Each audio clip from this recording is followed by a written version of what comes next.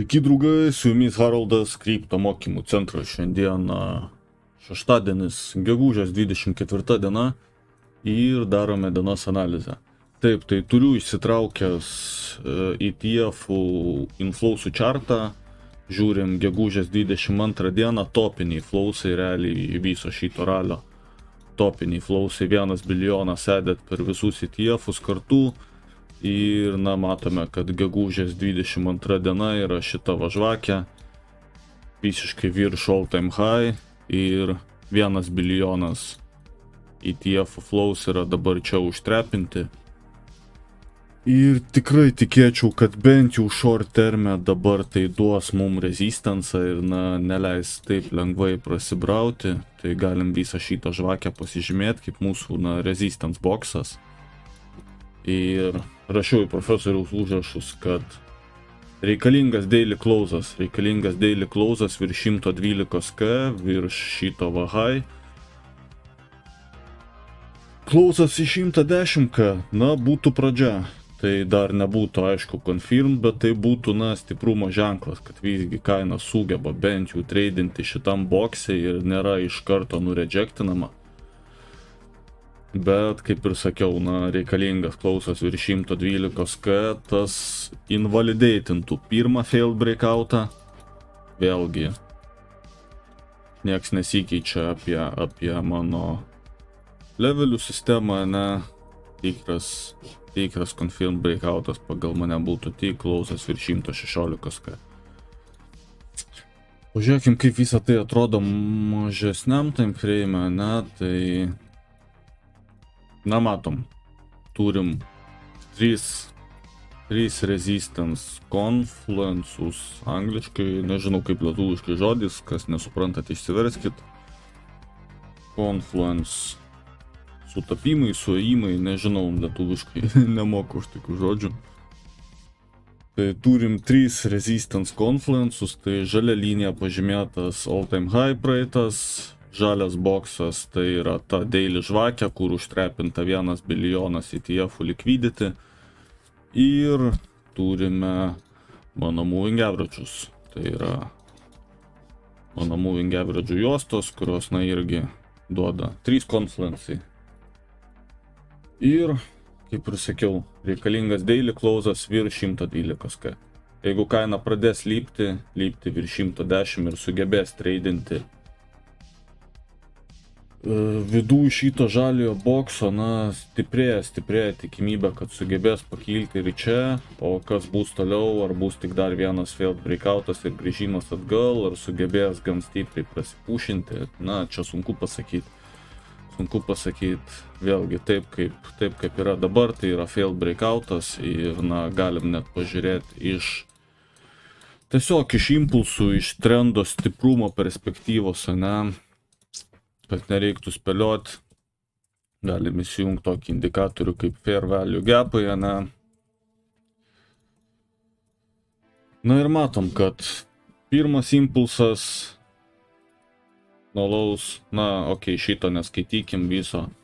Pirmas impulsas nuo lows paliko didžiulius gapus ir nedavė jokio pullbacko.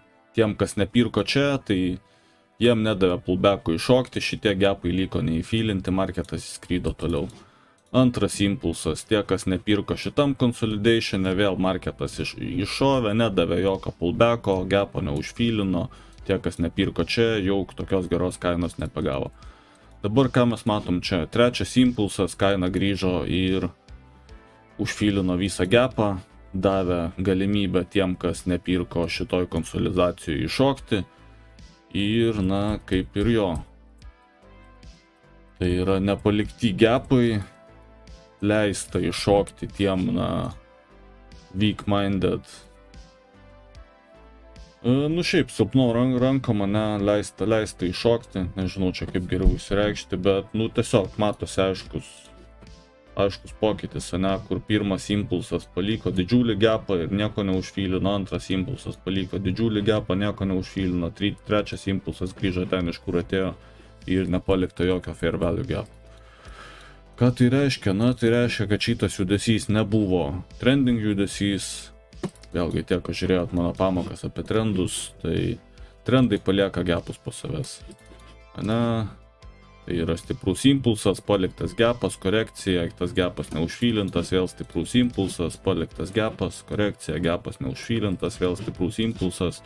Na ir kai grįžtų užfilina šitą gapą, tai galim sakyti, kad visa šita paskutinė dalis jau nebebuvo trendas, tai greičiausiai mean reversionas. Tai ir nebesitikim continuation, o tikimės čia range, o į kurią pusę įsibreikautis range'as jau nelabai nuo mūsų priklauso ir sunku pasakyti. Tai jo, taip kaip dabar yra, tai yra visiškas failed breakoutas. Vėlgi, nuo to, ką sakiau vakar, nelabai kas keičiasi, tai yra turime tą all time high levelį. To nusibrėšiu dar iš karto, iš naujo, realiai pagrindinis levelis mūsų. Tol, kol kaina nesugeba iškilti ir trading prie šio, tikimės, smūkimusi čia ir tai geriausiu atveju, blogiausiu atveju tikimės pullbacko į supportą, ir realiai pirmieji supportai čia prasideda nuo 103K, 100K, šitas liquidity, realiai 100K zona, šitas liquidity, 103K, tai tas initial, čia irgi daug konfluensų buvo, 104K, tas veikas, kažkur šitas zonas, tai sakyčiau čia, kažkur čia turėtų būti supportas, teoriškai, on paper. Jeigu atsidursim čia, stebim reakciją čia, ar bus stiprus impulsas nuo čia ir dar vienas bandymas, ar bus tiesiog, subirėjimas ir nesugebėjimas iššauti toliau ir tada vėl tokiais tiesiog laiptukai žemyn. Sunku pasakyti, jau reikia stebėti reakciją pačiuose tose leveliuose, bet jo, taip kaip yra dabar, tai yra visiškas failed breakoutas ir jo.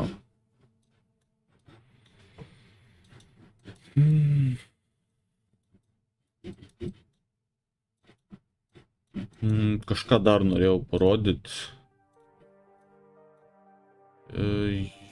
Ką dar norėjau parodyti, tai kad, nebūdinga BTC konsolidatinti žemiau all time high prieš breakoutą, tai, nejuda taip marketai. Jeigu būna all time high breakoutas, tai būna konsolidacija virš all time high breakouto ir tada continuationas. Dabar, išsibreikautino, užklausino vieną daily žvakę čia ir grįžo atgal, tai tikrai nesu short term, nesu bullish ir tikrai, nelabai tikiu, kad čia gali išsibreikautinti toliau. Aišku, visą laiką yra šansų, bet,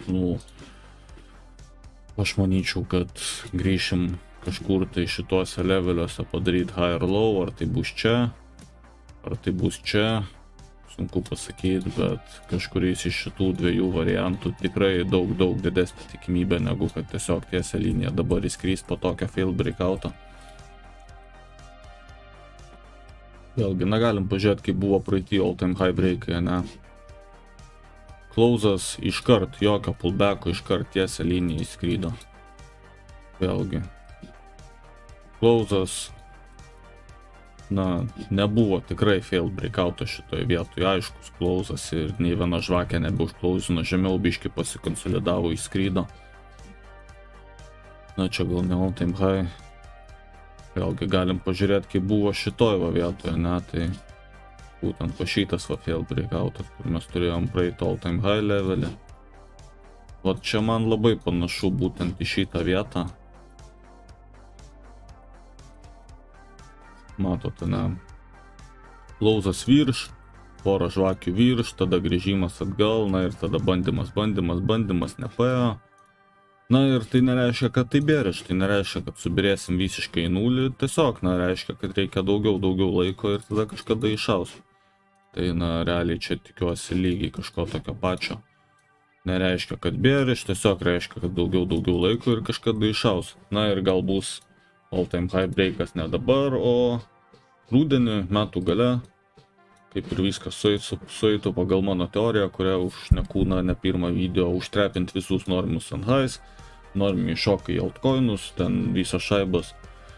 susimeta topę altcoinų, dabar čia all seasonas pas josgi prasidėjęs, tai visi perka altcoinus.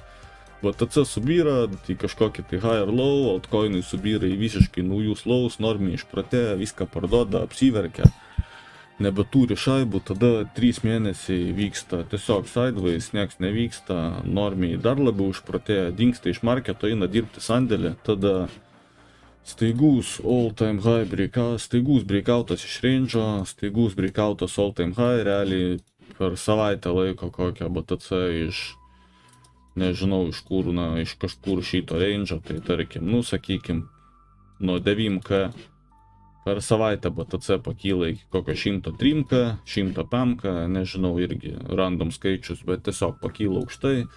Tada ant 103K visi normiai gauna notificationą, kad BTC 103K, sušoka vėl visi grįžta iš marketą į savo sandėlinių uždirbtų šaibų. Vėl superka topę tiek BTC, BTC aišku nepirks, vėl superka topę altcoinus ir vėl marketas įsitopina ir įsidistributina ir vėl ta pati istorija. Tai, nieks nesikeičia per metus, marketai juda taip pat. Galgi sakiau, pralaimi tie, kas neholdina BTC,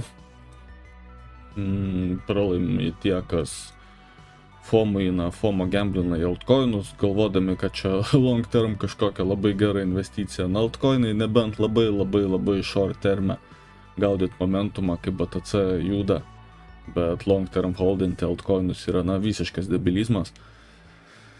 Ir jo, kas dar? Pamiršau dar kažką paminėti, neliktai ir nepamiršau. Nieks realiai nesikeičia, viską tą, ką aš čia jums pasakoju, aš jau pasakoju, ne pirmą savaitę ir ne pirmą mėnesį ir ne pirmą video.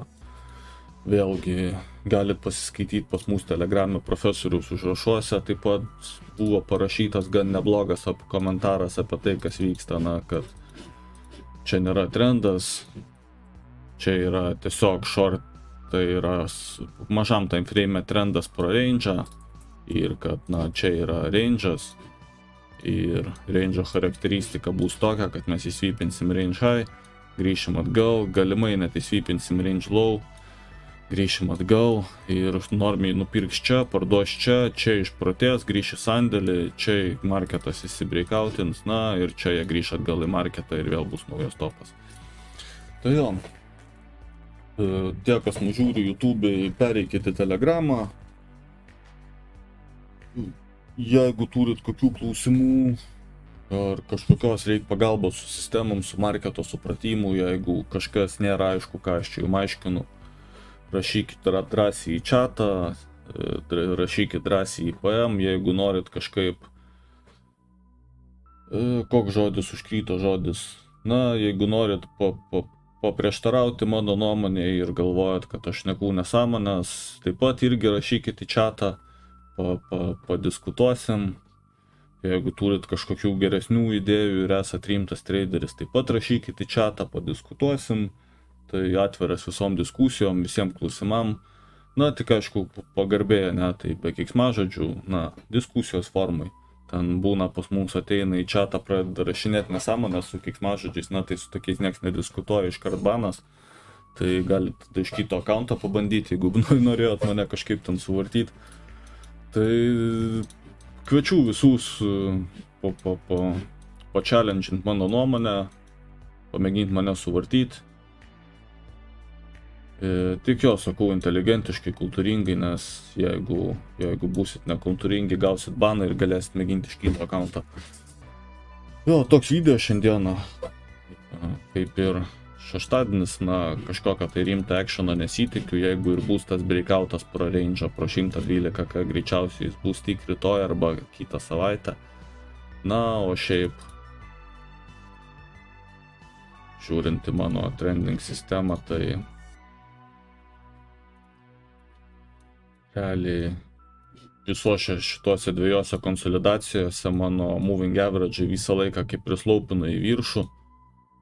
Kad ir ėjo marketas sideways, jie niekad nebuvo, kad jie kristų į apačią. Šitoj vietoj labai nežymiai, bet greit marketas atsigavo ir jie vėl pradėjo slaupinti viršų, tai jeigu pradėsim matyti, kad mano moving average pradeda krysti va taip konkrečiai žemyn ir kaina nesugeba pro jos prasimušti, na tai labai geras signalas tikrai tada irgi, kad jau trendas sunkėsi į pabaigą, na ir tada aišku targetas of 200. Jo, toks video šiandieną, susitiksime rytoj.